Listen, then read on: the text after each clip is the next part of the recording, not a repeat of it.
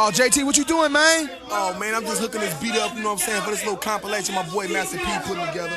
You know what I'm saying? It's all good. So it's going down like that? Man, it's really going down, man. All right, Revolutionary Hip Hop Report reporting live from Stockton. We're here with JT the Bigga Figga. He was nice enough to come out to Stockton. We're here talking about the Caravan for Justice Part 2. It's going on April. It's definitely a push that the communities have been waiting for, you know what I mean? And you know, y'all revolutionary, I'm revolutionary, man. And revolutionary means doing something different, doing something out of the box, doing something that's a little bit more intricate, you know what I mean, in terms of putting it together. And whenever you got a revolution, man, it always starts in your mind, man. It always starts with light, and light is information, knowledge, you know what I mean? Knowledge is power, and once it hits the darkness of your mind, you know what I mean, it makes your mind start to rotate, you know what I mean? Just like the planets, you know what I mean? The planets is rotating off the light of the sun. So you got to know these type of things, you know what I mean, when you pushing a heavy line. And pushing a heavy line right now, man, is basically looking out for more than just yourself, you know what I'm saying? You got to look out for other people around you and just play a position that, you know, you an asset to your community, you know what I mean, instead of being a liability to your community, you know what I mean? So the Caravan for Justice, April 8th, leaving from Stockton, you know what I mean, Walmart, you know what I mean, they say Walmart is where it's leaving from. The buses is going to be there. We got 2 buses. Come claim your seat, you know what I mean? What time are they leaving from Stockton? 9 o'clock. 9 o'clock in the morning, so be there. They got buses leaving from Modesto too. Looking for ways, revolutionary-wise, to generate income. So we started a magazine, a publication that we can generate dollars and cents from, you know what I mean, to be able to employ somebody, and they only gonna make if they put in the work to make, you know what I mean?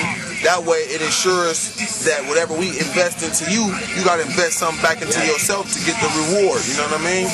Ain't nothing getting handed out for free. We all gotta work for our shit. And you know, yeah, straight up. And you know, as far as starting a magazine, I started my first edition of my magazine, came out October 26, 2007. You know what I mean? Mandatory Business was born.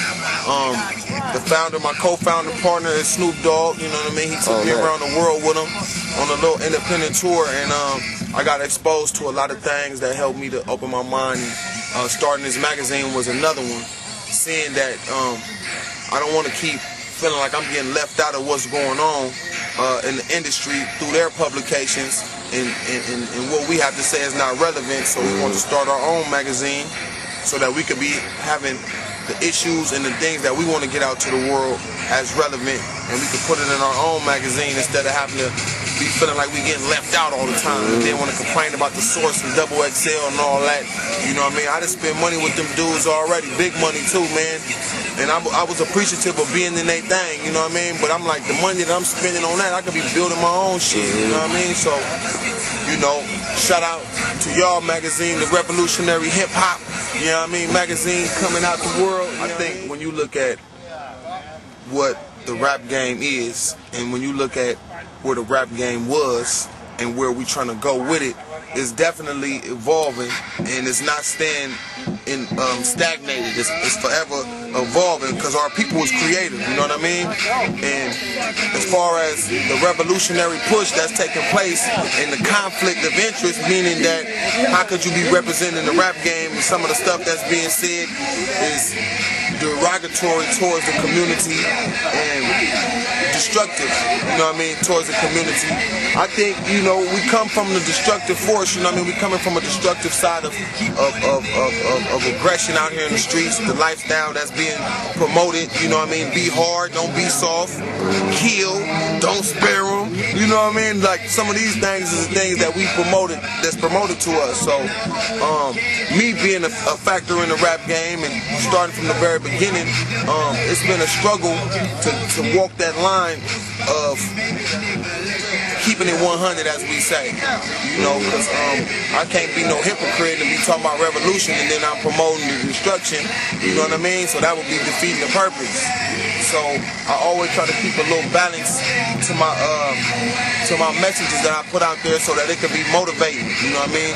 Revolutionary is motivating also. It ain't just revolutionary. You gotta have your message gotta be motivating to get people to want to get up and do something different than what they already do. The balance in terms of his message, he definitely had both sides. He had the negative and the positive like we all do. His negatives and his positives was extreme. You know what I mean? They wasn't just temporal, you know, they was extreme. So when he was mad, he was mad. And when he loving you, he really loving you, you know? So